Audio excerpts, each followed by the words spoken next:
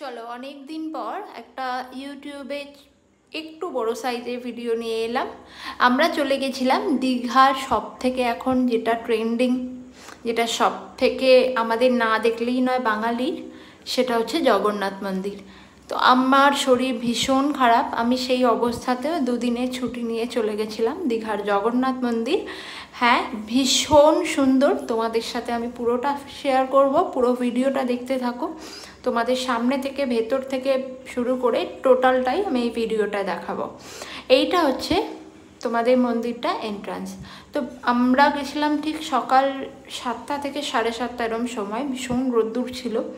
তো আমার যেহেতু মাইগ্রেন, সেই জন্য আমার ডেফিনেটলি ছাতাটা ছাড়ার উপায় নেই। এটা হচ্ছে মন্দিরের এন্ট্রান্স, এখান থেকে ঢোকা।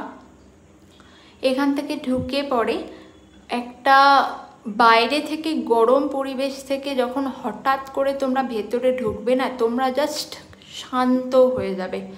ফিলিংসটা তোমাদের বলে বোঝাতে পারবো না, এতটা কুল ফিলিংস অ্যান্ড এতটা ওখানে স্নিগ্ধতা, যেটা তোমাদের মুগ্ধ করতে বাধ্য। আবারও বলছি, সবাই আরেকবার করে ভিজিট করে এসো। সেই দেখতে পাচ্ছ আমাদের জগন্নাথ দেবকে কি সুন্দর করে বসে রয়েছেন তিনজন।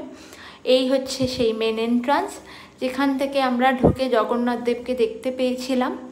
তারপরে আস্তে আস্তে ভেতরে প্রবেশ করতে দিয়েছিল। এখনও অবধি ক্যামেরা অ্যালাউ ছিল, আমরা যেদিন গেছিলাম। জানি না কতদিন অবধি ক্যামেরা অ্যালাউ থাকবে।